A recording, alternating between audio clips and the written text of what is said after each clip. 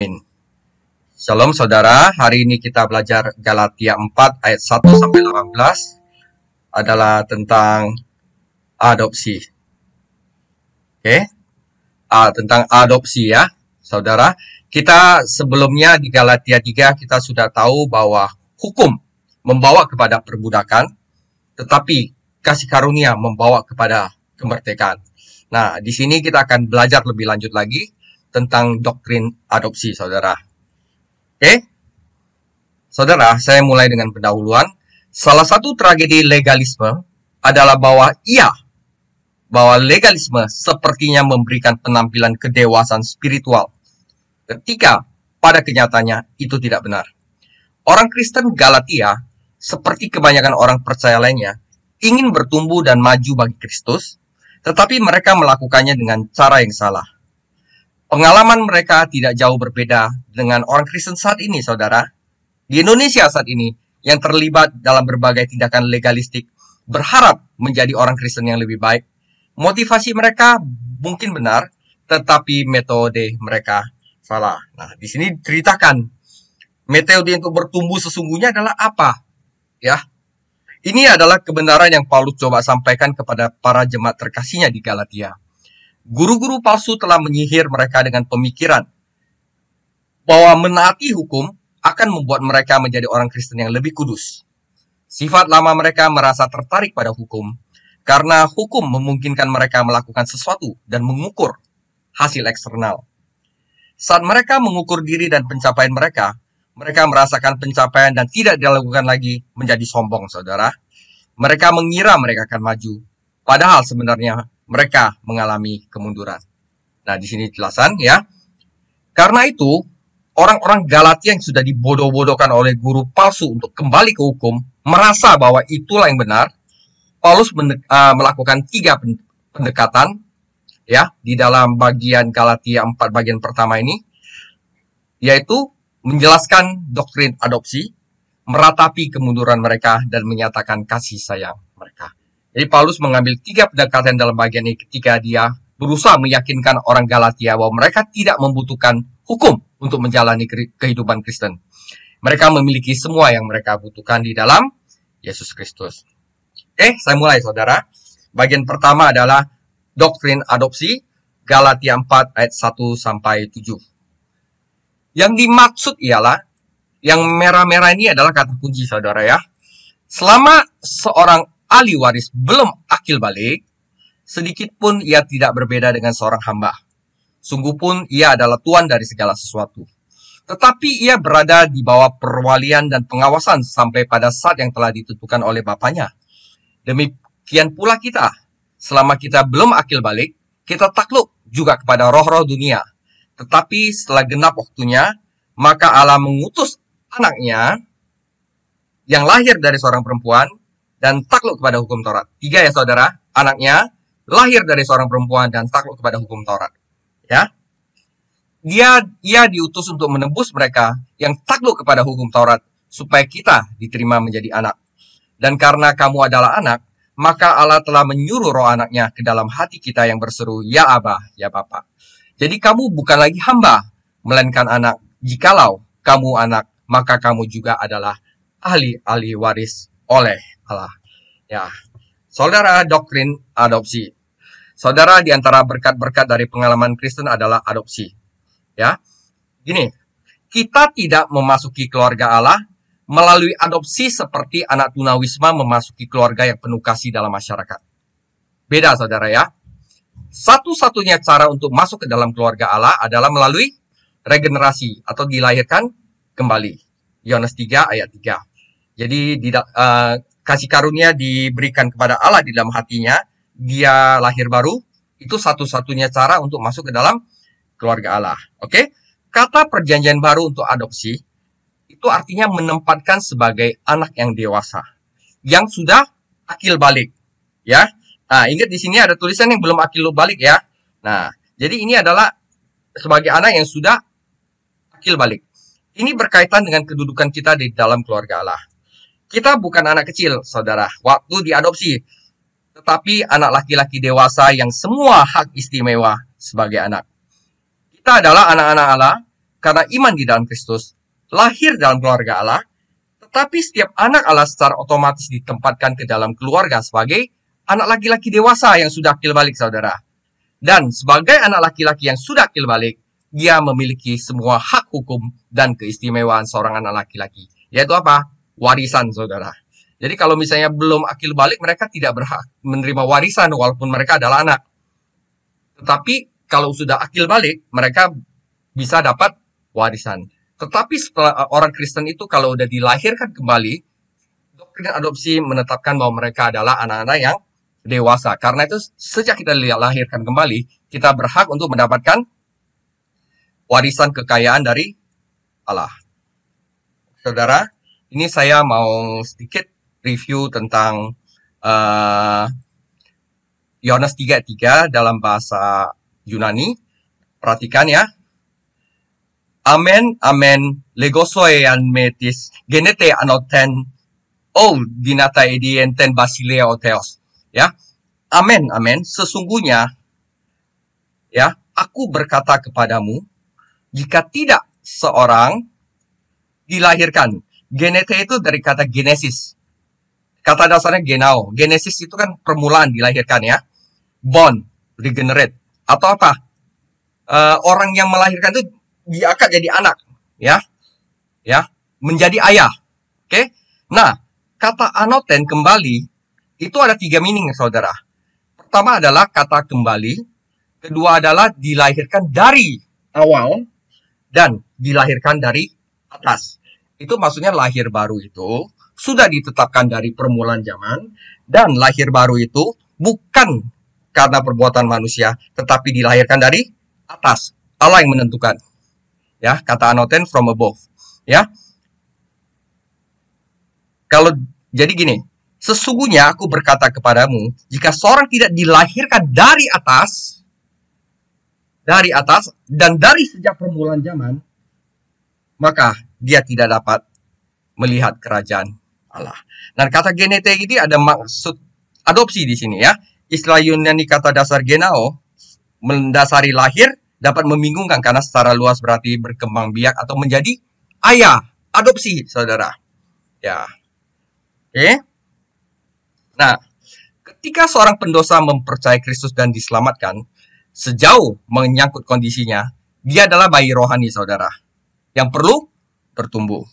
Tetapi, sejauh menyangkut posisinya, statusnya, dia adalah seorang putra dewasa yang dapat memanfaatkan kekayaan Bapa dan yang dapat menjalankan semua hak istimewa yang luar biasa sebagai anak. Ini doktrin adopsi, saudara. Menyangkut kondisinya, dia adalah bayi rohani yang perlu bertumbuh.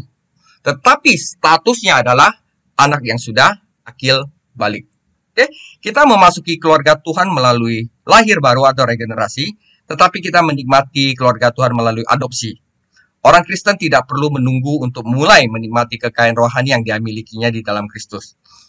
Ya, jika seorang anak laki-laki, maka ahli waris Allah melalui Kristus. Maka sekarang kita diikuti diskusi Paulus tentang adopsi. Dia mengingatkan pembacanya 3 fakta tentang adopsi. Oke, pertama, siapakah kita dulu? Kita adalah anak-anak dalam perbudakan. Jadi tidak peduli seberapa kaya seorang ayah, bayi laki-lakinya atau anak balita tidak dapat benar-benar menikmati kekayaan ayahnya itu. Ya belum bisa apa-apa, saudara ya. Di dunia Romawi, anak-anak orang kaya dirawat oleh budak, dirawat oleh babysitter. Ya kan? Tidak peduli siapa ayahnya, anak itu tetap anak-anak. Di bawah pengawasan seorang pembantu, budak. Yaitu dalam hal ini adalah hukum Taurat, saudara. Padahal anak itu sendiri tidak jauh beda dengan hamba yang menjaganya. Pelayan diperintahkan oleh tuan rumah, dan anak itu diperintahkan oleh pelayan. Oke? Ini adalah kondisi spiritual orang Yahudi di bawah umur hukum. Anda ingat, hukum adalah babysitter untuk membantu mendisiplinkan bangsa dan mempersiapkan untuk kedatangan Kristus. Jadi ketika guru-guru palsu memimpin orang Galatia kembali ke hukum, mereka tidak hanya membawa mereka ke dalam perbudakan agama, tetapi juga ke dalam masa bayi. Karena itu mereka tidak bisa menerima, bukan tidak bisa menerima, mereka tidak bisa benar-benar menikmati kekayaan rohani dan kemerdekaan rohani dari Kristus karena mereka kembali ke perbudakan. Ya. ketidakdewasaan moral dan spiritual. Oke. Paulus menyatakan bahwa orang Yahudi seperti anak kecil, terikat pada elemen dunia. Elemen kata ini berarti prinsip dasar ABC. Jadi hukum Taurat itu dianggap sebagai prinsip dasar ABC. Jadi selama sekitar 15 abad, Israel telah berada di dalam taman kanak-kanak, sekolah dasar mempelajari ABC spiritual. Sehingga mereka akan siap ketika Kristus datang. Kemudian mereka akan mendapatkan wahyu yang lengkap. Karena Yesus Kristus adalah Alfa dan Omega. Wahyu 22 ayat 13, dia adalah firman terakhir Allah. Jadi kenapa orang Yahudi kembali ke hukum? Sedangkan hukum itu sebenarnya penuntun kepada Kristus yang merupakan wahyu yang lengkap. Jadi legalisme kemudian bukanlah langkah menuju kedewasaan. Jadi itu langkah mundur ke masa anak-anak. Hukum Taurat bukanlah wahyu terakhir dari Tuhan. Itu hanyalah persiapan untuk wahyu terakhir di dalam Kristus. Jadi penting seorang memang untuk mengetahui ABC-nya. Penting kita belajar hukum Taurat karena itu adalah dasar untuk memahami semua bahasa. Tetapi orang duduk di perpustakaan yang melafalkan ABC, ya, dan dia bilang saya adalah literatur yang hebat, justru menunjukkan bahwa dia tidak dewasa dan bodoh. Seperti orang Farisi yang seakan-akan dia adalah guru yang hebat, tetapi masih kembali kepada ABC. Kan lucu, ya kan? Di bawah hukum, orang Yahudi adalah anak-anak dalam perbudakan, bukan anak laki-laki yang menikmati kemerdekaan. Jadi, diceritakan juga setelah mereka itu dipimpin oleh hukum Taurat, apa yang Tuhan lakukan? Menebus kita.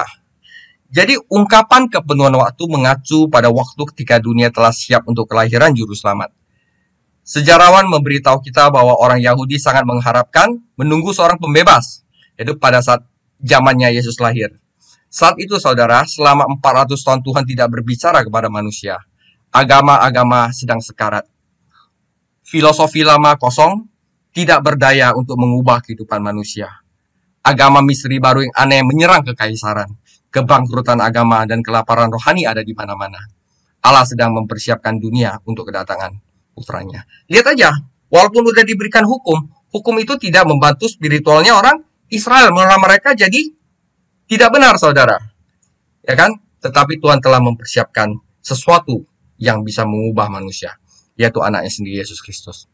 Ya, dari sudut pandang sejarah, Kekaisaran Romawi sendiri membantu mempersiapkan dunia untuk kelahiran Juru Selamat. Jalan menghubungkan kota ke kota dan semua kota akhirnya dengan Roma. Hukum Romawi melindungi hak-hak warga negara dan tentara Romawi menjaga perdamaian. Pax Romana namanya. Jadi berkat penaklukan Alexander Agung, yaitu Yunani dan Romawi, maka bahasa Latin dan Yunani dikenal di seluruh kekaisaran. Kelahiran Kristus di Bethlehem bukanlah kecelakaan. Itu adalah sudah ditentukan Allah sebelumnya. Jadi Yesus datang dalam waktu yang sempurna, atau dikatakan Paulus adalah kepenuhan waktu. Nah, Paulus dengan hati-hati menunjukkan sifat ganda Yesus Kristus, bahwa dia adalah Allah dan manusia. Sebagai Tuhan, Yesus adalah anaknya. Tetapi sebagai manusia, dia katakan dia lahir dari seorang wanita. Nah, kenapa ini dikaitkan dengan janji kuno yang mengatakan bahwa penembus adalah keturunan perempuan, Kejadian 3:15, dan Tuhan Yesus memenuhi janji itu. Paulus telah memberitahu kita siapa yang datang, yaitu anak Allah. Dia memberitahu kita kapan datang dan bagaimana dia datang. Sekarang dia menjelaskan mengapa dia datang, yaitu untuk menebus mereka yang berada di bawah hukum Taurat. Jadi nanti di Roma 7, Yesus datang ke dunia untuk memenuhi hukum Taurat, mati di kayu salib, untuk menebus mereka yang di bawah hukum Taurat, karena mereka tidak bisa menjalankan hukum Taurat, dan siapa yang tidak menjalankan hukum maka akan mati. Karena itu Yesus yang datang yang menjalankan hukum Taurat sepenuhnya. Dia mati menggantikan orang yang tidak menjalankan hukum Taurat. Dan kalau begitu mereka mengapa kembali kepada hukum lagi? Ya, menebus adalah kata yang sama yang digunakan Paulus sebelumnya, artinya membebaskan dengan membayar harga. Yesus datang untuk membebaskan kita. Jadi kembali ke hukum berarti membatalkan pekerjaan Kristus di kayu salib, saudara. Kalau kita masih ngutip-ngutip perjanjian lama harus segini ya, saudara. Ya, dia tidak membeli kita untuk menjadikan kita budak, tetapi untuk anak laki-laki. Di bawah hukum, orang Yahudi masih kanak-kanak sekarang. Tetapi di bawah kasih karunia, orang percaya adalah anak Allah dengan status dewasa dalam keluarga Allah. Oke? Di siapa kita adalah putra dan ahli waris. Apa artinya ahli waris? Apa yang bapak kita punya. Ya. Anak laki-laki memiliki ayah, sedangkan hamba memiliki tuan. Ya kan? Tidak ada hamba yang bisa mengatakan ayah kepada tuannya. Ketika orang berdosa mempercayai Kristus, dia menerima Roh Kudus di dalam dan Roh Kudus memberitahu dia bahwa dia adalah anak bapak. Wajar bagi bayi untuk menangis, tetapi tidak bagi bayi untuk berbicara dengan ayahnya. Jadi ketika Roh masuk ke dalam hati, dia berkata, Aba, Bapak. Galatia 4:6. Sebagai tanggapan orang percaya berteriak, Ya Aba, Bapa, ini aku anakmu. Ya kan? Kata Aba adalah kata Aram yang setara dengan kata bahasa Inggris yang bunyinya Papa. Nah, ini artinya apa? Ini menunjukkan kedekatan anak dengan Bapak. Tidak ada pelayan yang memiliki ini, saudara. Nah, kalau hamba kepada Tuhan, dia kerja baru dapat gaji, saudara. Anak nggak usah kerja, minta aja sama bapak dapat gaji. Ngapain kita diperbudak? Kita harus lakukan ini agar kita dapat berkat dari Allah Bapa. Itu budak, saudara. Kita sebagai anak Allah minta aja kepada Bapak. Gitu, ya. Anak taat karena kasih, sedangkan hamba taat karena takut. Jadi kita jangan di gereja itu kasih roh ketakutan. Kalau misalnya kamu nggak mau lakukan ini, kamu akan gini. Itu kita memperbudak orang, saudara, ya. Roh bekerja di dalam hati orang percaya untuk menghidupkan dan meningkatkan kasihnya kepada Tuhan. Kita harus meningkatkan kasihnya kepada Tuhan dengan apa? Kasih firman Tuhan agar mereka mencintai firman Tuhan, saudara. Itu akan meningkatkan kasih. Caranya begitu. Buah roh adalah kasih. Kasih Allah dicurahkan dalam hati kita oleh Roh Kudus. Jadi guru-guru palsu memberitahu orang Galatia bahwa mereka akan menjadi orang Kristen yang lebih baik dengan tunduk pada peraturan, pada hukum. Tetapi hukum tidak pernah menghasilkan ketaatan. Hanya kasih yang bisa melakukan itu. Nah, Yohanes 14:15, jika kamu mengasihiku, kamu akan menuruti perintahku. Saudara, kalau kita anak-anak laki-laki, kita kaya, saudara. Kalau pembantu itu miskin, saudara. Kita jangan ada mental pengemis, saudara. Jadi kita adalah anak dan ahli waris. Dan karena kita ini diadopsi, ditempatkan sebagai putra dewasa yang memiliki hak, kita sudah dapat mengambil warisan kita sekarang.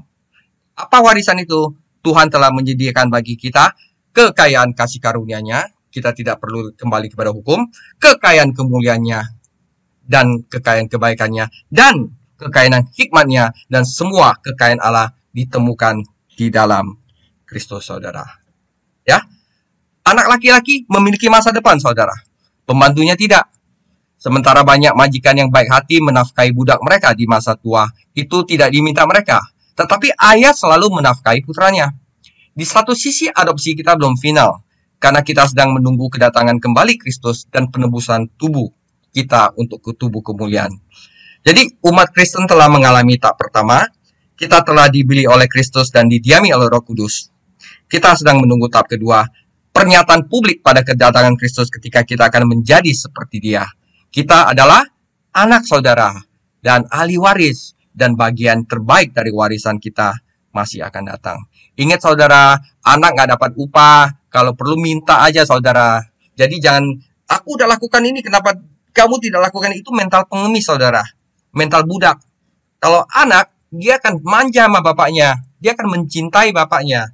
Bedanya di sana, saudara. Sekarang bagian kedua, saudara. Paulus meratapi kemunduran mereka. Kemunduran seperti apa? Nah, mari kita baca firman Tuhan terlebih dahulu. Galatia 4 ayat 8 sampai 11. Dahulu, ketika kamu tidak mengenal Allah, kamu memperhambakan diri kepada Allah-Allah yang pada hakikatnya bukan Allah.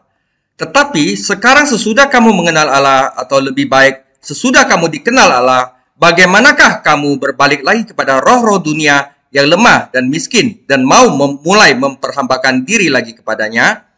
Kamu dengan teliti memelihara hari-hari tertentu, bulan-bulan, masa-masa yang tetap dan tahun-tahun. Aku khawatir kalau susah payahku untuk kamu telah sia-sia. Jadi Paulus meratapi kemunduran mereka. Apa sebenarnya yang terjadi ketika orang Galatia berubah dari kasih karunia menjadi hukum? Pertama-pertama mereka meninggalkan kemerdekaan untuk perbudakan. Ketika mereka adalah orang-orang berdosa yang bodoh, mereka melayani dewa-dewa palsu mereka dan mengalami tragedi perbudakan seperti itu, yang harus kasih apalah gitu ya. Tetapi kemudian mereka udah percaya Kristus dan dibebaskan dari tahayul dan perbudakan. Tapi kenapa sekarang mereka meninggalkan kemerdekaan mereka di dalam Kristus dan kembali kepada perbudakan? Mereka menghancurkan semua pekerjaan baik yang telah Tuhan Yesus lakukan di dalam diri mereka melalui pelayanan Paulus. Frase elemen lemah dan pengemis memberitahu kita sejauh mana kemunduran mereka, yaitu mereka menyerahkan kuasa Injil untuk kelemahan hukum dan kekayaan Injil untuk kemiskinan hukum.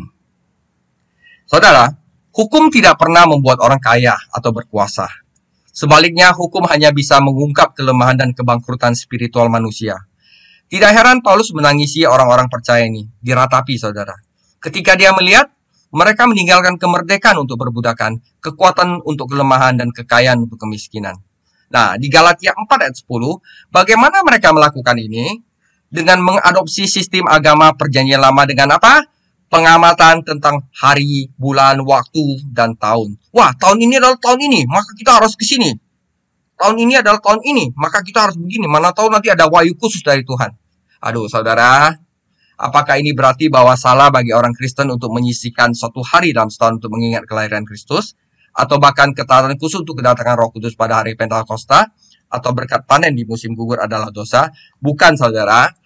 Tetapi jika kita memperingati hari-hari khusus ini seperti budak, saudara, berharap minta sesuatu, berharap mendapatkan pahala rohani, maka kita berdosa, saudara. Waduh, ini adalah waktu yang tepat. Kita harus berdoa, maka kita akan diberi wahyu yang apa gitu.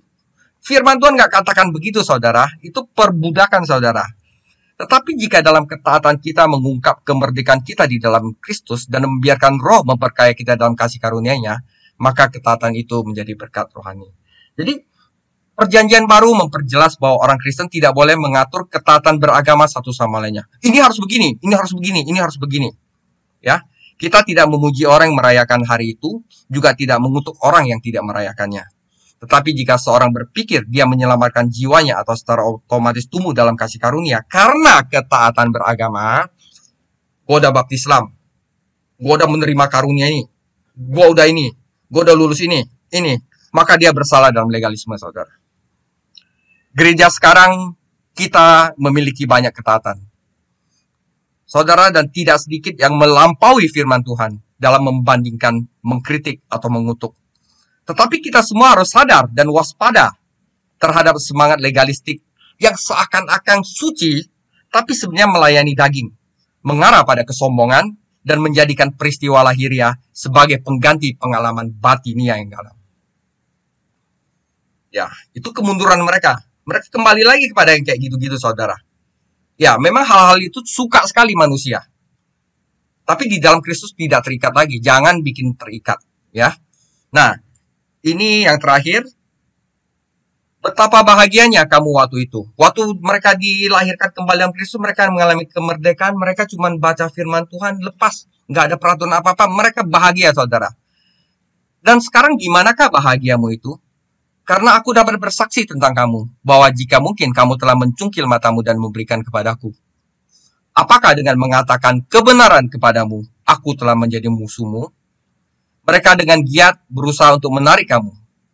Para legalis ya, peraturan hukum. Tetapi tidak dengan tulus hati. Karena mereka mau mengucilkan kamu, supaya kamu dengan giat mengikuti mereka. Memang baik kalau orang dengan giat berusaha menarik orang lain dalam perkara baik. Asal pada setiap waktu, dan bukan hanya bila ada aku di antara kamu. Ya, saudara, Paulus menyatakan kasih sayang kepada mereka. Dengan kata apa?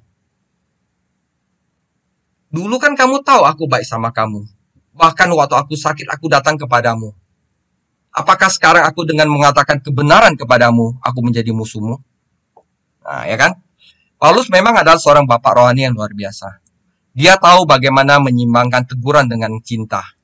Sekarang dia berubah dari menegur dengan keras menjadi merangkul saat dia mengingatkan orang-orang percaya akan cinta mereka kepadanya dan kasihnya kepada mereka. Pada satu titik, mereka rela mengorbankan apapun untuk Paulus. Begitu besar cinta mereka, Tetapi sekarang dia telah menjadi musuh mereka. Guru-guru palsu datang dan mencuri kasih sayang mereka. Sekarang Paulus bertanya kepada mereka, apa yang terjadi dengan kasih itu? Apa yang terjadi dengan berkat kebahagiaan yang Anda alami ketika Anda mendengar Injil dan mempercayai Kristus? Tentu saja Paulus tahu apa yang telah terjadi. Guru-guru palsu masuk dan mencuri kebahagiaan mereka.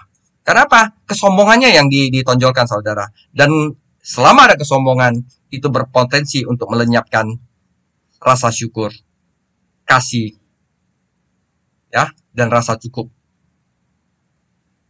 Nah, saudara, ini kita belajar salah satu ciri guru palsu adalah ia mencoba untuk menarik tobat orang lain kepada dirinya sendiri dan tidak hanya pada kebenaran firman atau pribadi Kristus Yesus. Bukan orang Yudais yang awalnya datang ke Galatia dan memimpin mereka kepada Kristus, adalah Paulus yang mempertobatkan mereka. Seperti para penyembah-penyembah hari ini, guru-guru palsu tidak memenangkan orang yang berdosa yang terhilang bagi Kristus, tetapi mencuri orang yang bertobat dari mereka yang benar-benar melayani Tuhan.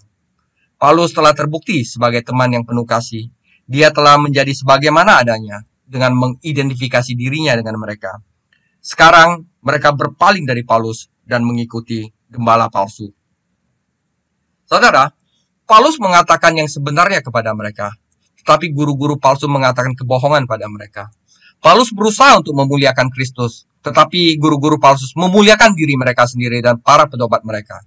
Ya, Galatia 4 ayat 17, mereka dengan giat berusaha untuk menarik kamu, tetapi tidak dengan tulus hati, karena mereka ingin mengeksklusifkan kamu, mengucilkan kamu, sehingga kamu dengan giat mengikuti mereka.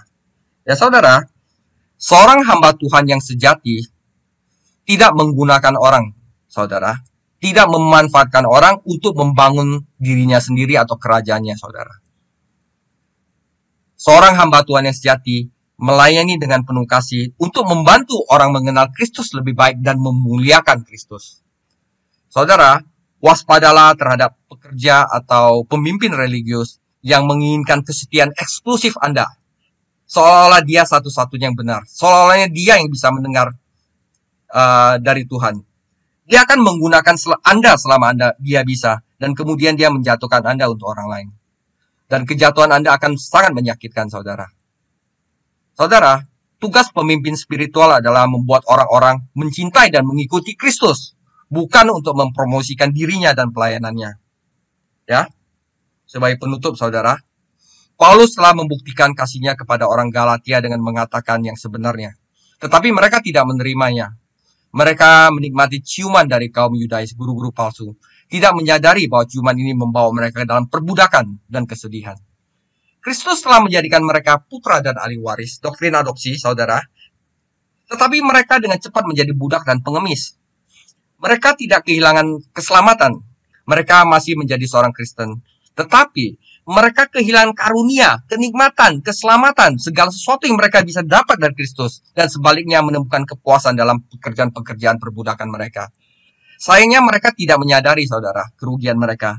Mereka benar-benar berpikir bahwa mereka menjadi orang Kristen yang lebih baik dengan menggantikan hukum dengan kasih karunia dan perbuatan agama, daging dengan buah roh. Saudara, ini ada suatu firman yang benar-benar perlu introspeksi, saudara. Jadi saya minta saudara, apakah kehidupan Kristen Anda bergerak maju menuju kemerdekaan atau mundur ke dalam perbudakan? Pikir baik-baik, saudara, sebelum Anda menjawab. Ya, demikian firman Tuhan dalam Galatia 4, 1-18. Tuhan Yesus memberkati.